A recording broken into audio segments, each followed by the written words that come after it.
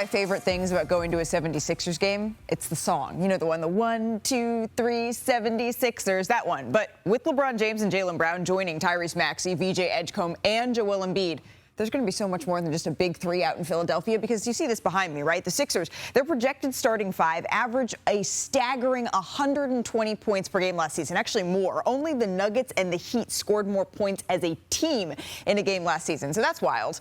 But you know what else is kind of wild? Look back at this. You see this photo, right? This is of LeBron James. You see him there back in 2001. But the guy next to him, that's where the runner-up to LeBron for Ohio's Mr. Basketball voting was none other than the new 76ers president of basketball operations. Yeah, over there, that's Mike Gansey. And while Gansey, he's not going to need any time to get to know LeBron, our Kevin Negandhi took him to get to know Philadelphia a little bit better.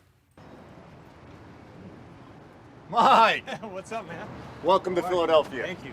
Very excited to be here. It's your first week officially here in the city. I thought, what better way than to have a proper cheesesteak? Let's do it, man. You ready for excited. that? Very All right, let's excited. go. Let's go.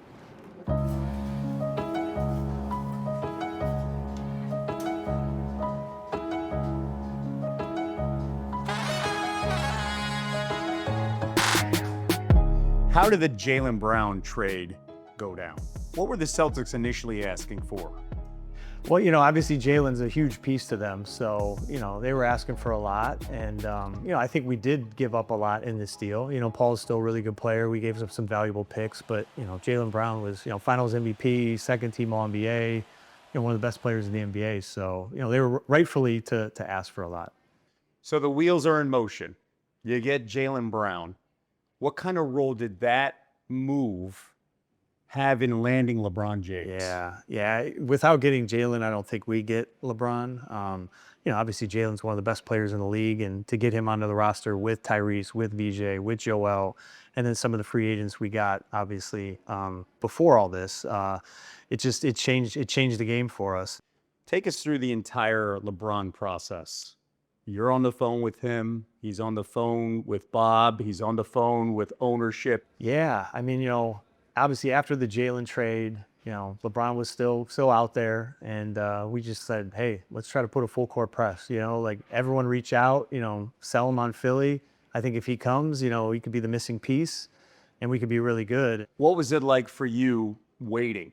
What was that process like? It was exciting, nerve-wracking, you know, because you're like, at some point it's like, man, just make a decision, you know, but obviously we wanted to give him his space, which he rightfully so deserves, and you know, obviously we're very, very excited that he chose us, and, you know, if he waited as long as he could, but I'm just glad he's a 76er.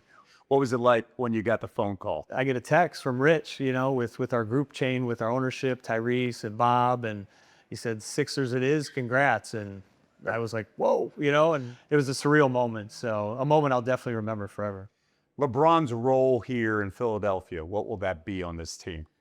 I mean, you know, LeBron's a connector. That's the one thing about him. He fits every role you possibly can. You know, he's going to elevate everyone in the whole building. I know that much. How do you see Joel fitting in here with LeBron? It's funny, you know, when LeBron was maybe a possibility, I went back and watched some of the Olympic tape, you know, with him and LeBron. And those two played pretty well together. So I think Joel, it's like we have so many different options. You know, I mean, any given night, anyone can be the guy. So I think once we get clicking and get gelling, it's gonna be fun to watch. And by the way, the cheesesteaks. We are here. They're here. My man Joe. What's up, guys? All right. I can't wait. Yo. And a pizza. Oh, this is big time. This is legit. It's just perfect.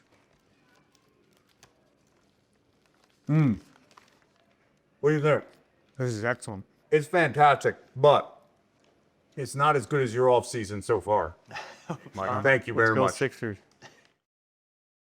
Yeah, we see what you did there, Kevin. We see what you did there. You know, there's a lot to unpack, and not just the fact that my in-laws would be so. I've never had a full Philly cheesesteak. I've had like a bite of Philly cheesesteak, but I think we're going to be spending a lot of time in Philadelphia. But one of the things that stood out to me was Mike Gansey saying that Joel Embiid is extra motivated here. What does that look like? I know you've been speaking to people around the organization, Dave. Mike took the job in May, right? Took over for longtime president of basketball operations, Daryl Morey. One of the initial conversations he had with Joel was Joel telling him, I want to play a lot of games next year, and I want to get back to the all-NBA version of Joel. And obviously, the motivation has only spiked since adding LeBron to the four. Part of the conversation that Joel was having with LeBron and trying to recruit him there was telling him, I'm healthy.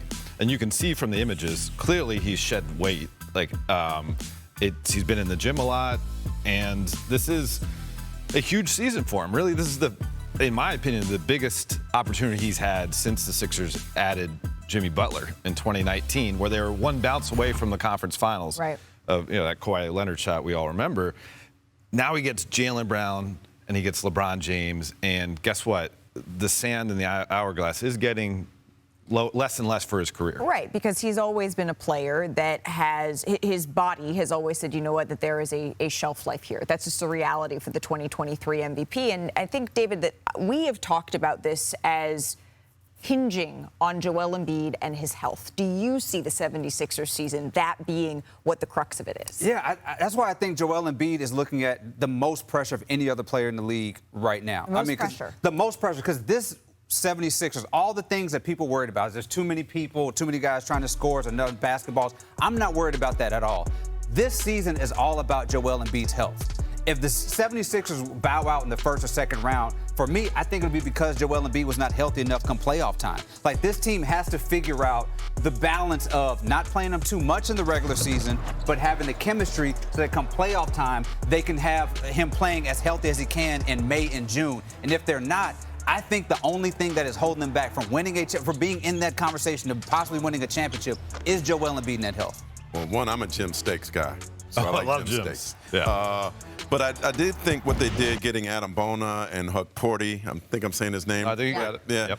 I think that helps. Helps Joel. It helps the Sixers because they got so many superstars that could score and take up the scoring when Embiid's on the bench. And I'm like, let's treat him like Robert Horry. Save him for the playoffs. But right? there's a balance, right? Because you have to play a certain number of games together in the regular season so that the chemistry exists. But you don't have to play him big minutes. Use some Nelly ball. You know, get him. He's typically around 31 minutes. Maybe late 20s is good for him, just to ensure that when the playoffs comes, he's at his best.